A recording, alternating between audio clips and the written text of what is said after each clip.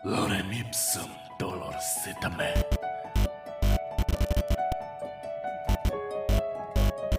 Consector adipisi elit. Septo eis mo tempor insidun ut labor.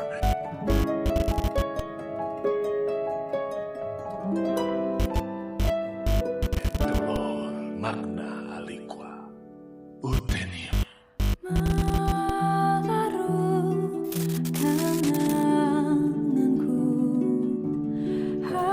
Yo, what's your name, bro? Forget it. This is my alter ego, right?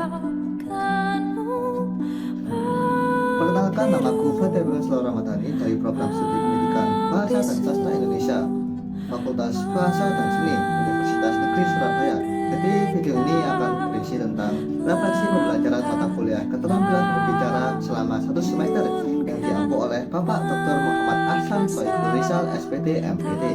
Selamat menyaksikan. Nah, tentu saja selama mengikuti mata kuliah keterampilan berbicara selama 1 semester, aku mendapatkan banyak hal baru.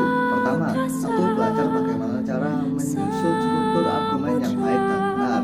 Kedua, aku belajar bagaimana cara menyampaikan pesan yang jelas.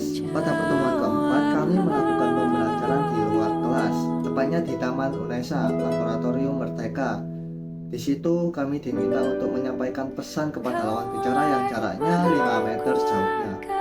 Ketiga, pada pertemuan ke-6, kami mendapatkan tugas monolog bertema jika aku menjadi bla bla bla. Nah, aku mengambil judul jika aku menjadi sungai yang mengering. Dari situ aku belajar bahwa ketika kita berbicara harus merasakan emosi apa yang dibicarakan sehingga audiens dapat merasakan hal yang sama dan terbawa arus oleh apa yang kita bicarakan.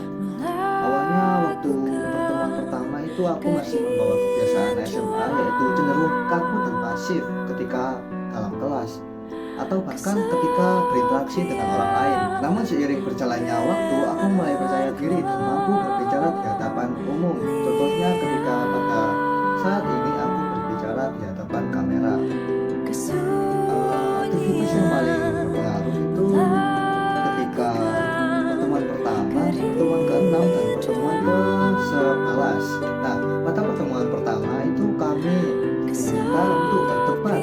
Maksudnya adalah keterampilan menulis lebih baik dalam menyampaikan pesan daripada keterampilan berbicara. Pada saat itu aku mendapatkan tim kontra. Lalu pada pertemuan ke-6 itu tadi aku mendapatkan tugas monolog. Nah, selanjutnya pada pertemuan ke-11 di situ kami diminta untuk membuat acara kelas kecil-kecilan. Acaranya itu berupa talk show dan diiringi atau diselingi penampilan-penampilan dari setiap kelompoknya yang dapat berkolaborasi maksimal 2 kelompok. Materi apa yang paling santai menurutku mungkin materi pada pertemuan pertama, karena pada saat itu aku masih pemalu lah. Nah, pada saat itu kan debat ya, aku belum pernah debat sebelumnya, jadi sedikit kebingungan. Solusinya apa? Aku menulis dulu argumen apa yang ingin disampaikan kepada lawan debatku dan mendiskusikannya dengan rekan-rekan timku selaku tim kontra.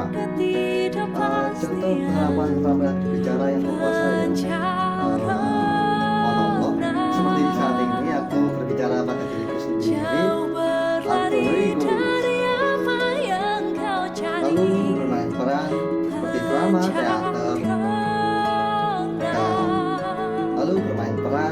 drama, teater, dan sebagainya. Hambatanku itu kadang kalau berbicara terasa belibet, sering mengulang kata-kata yang sama. Harapanku itu mengembangkan terus kemampuan berbicaraku sehingga dapat menjadi pembicara di berbagai acara ke depannya. Oh iya, aku ada cuplikan ketika aku bermain peran seperti monolog atau bermain drama.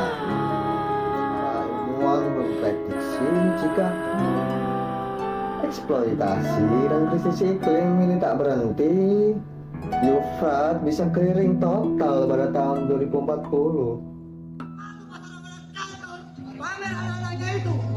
Dasar kacau. Aku mau tahu nggak tahu.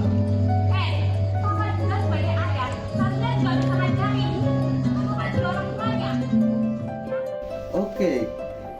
Oke, kita sudah di penghujung video. Jadi kesimpulannya adalah berbicara itu bukan bakat dari lahir, tetapi kemampuan yang dapat diasah.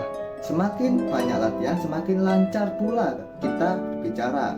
Aku sangat berterima kasih kepada Bapak Dr. Muhammad Ahsan Soifurizal SPT karena membawakan atau memberikan banyak ilmu baru kepada kami, terutama saya, sehingga dapat berbicara dengan baik. Akhir kalimat, gak ada orang yang gak bisa berbicara. Cari suaramu sendiri.